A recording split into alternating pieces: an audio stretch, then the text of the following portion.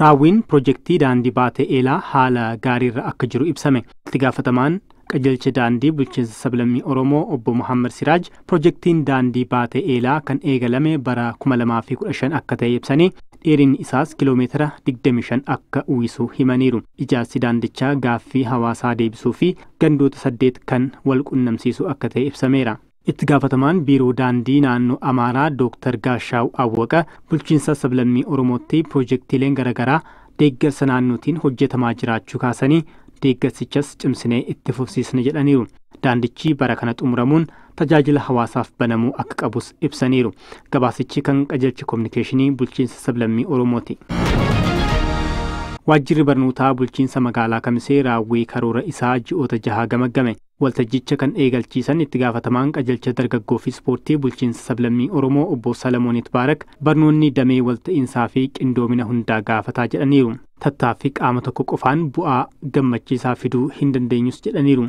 Cabiinsi barnootaa keenya eessa akka ta'e garfageenyaan qorachuun bu'aa fooyyee galmeessuuf hojjechuun nurraa eegamas jedhaniiru. Itti gaafatamaan waajjira barnootaa bulchiinsa magaalaa Kamisee obbo Muhammad Nuur Saalih gabaasa raawwii karooraa waajjirichaa dhiyeessaniiru. Sanadichaanis haalli baruu fi barsiisuu seemisteera 1ffaa sirnaan qoratameera. Gabaasa dhiyaate hordofee hirmaattota waliin mariin taasifameera. Kominikeeshinii magaalaa Kamiseerraa odeeffanne. Bahar Daaritti qonna magaalaan lafti hektaara 4,800 jallisii misoomaa akka jiru qajeelchi qonnaa bulchiinsa magaalichaa beekse.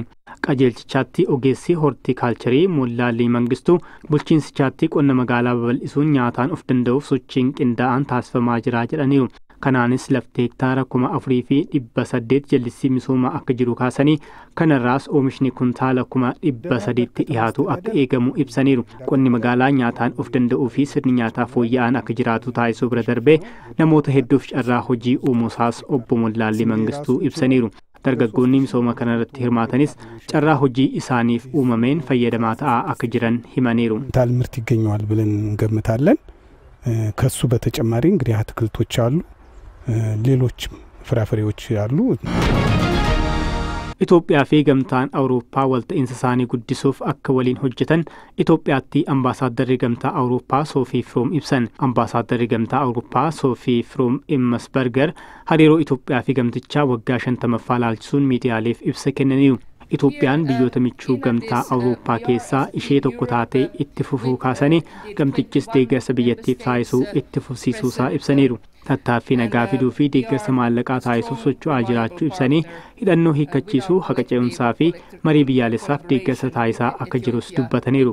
Gamtichi hojiileen rifoormii Itoophiyaan eegalte akka milkaa'an barbaada jedhanii kanneen keessaas qonna ashaaraa magariisaa fi dijitaayizeeshinii kaasaniiru. Durataa Komishinii Gamtaa Afrikaa dabalatee filamtoonni haaraan aangoo isaanii ifatti fudhatan. Durataa Komishinii Gamtichaa ta'uun kan filaman Mahmud Ali Yusuf aangoorraa kan gaggeeffaman Muusaa Faakii waliin walharkaa fuudhiinsa aangoo taasisaniiru. Sirna kanarrattis durataan gamtichaa yeroo pirezidaantii Angoolaa Joao Lorenzo akkasumas hooggantoonni gamtichaa haaraa fi gaggeeffaman argamaniiru. Itoophiyaa fi Sudaan Kibbaan tumsa gamlamee irratti mari'atan. Sudaan Kibbaatti ambaasaaddarri Itoophiyaa Nabil Mahidi ministeera ittisaa Sudaan Kibbaa Leetanaal Jeneraal Choolton waliin mari'ataniiru. Ambaasaadder Nabil dhimmoota gamlamee fedhii waloo biyyoota lamaan irratti ministericha waliin mari'achuu isaanii ergaa fuula marsariitii isaanii irratti barreessaniin ibsaniiru. Itoophiyaa fi Sudaan Kibbaan tumsa isaanii caalaatti cimsuuf marii kanaan waliigaltee irra gahamus beeksaniiru.